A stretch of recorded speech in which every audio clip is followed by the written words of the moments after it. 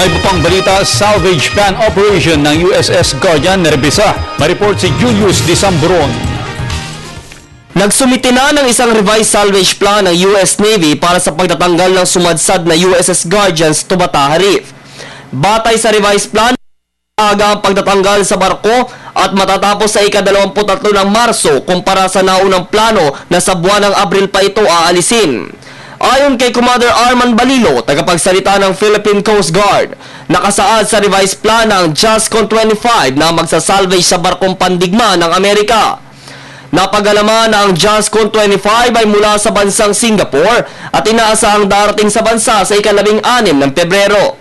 Ang JASCON 25 ay isang pipe-lay crane ship at kayang huminto ng matagal sa dagat ng walang angkla.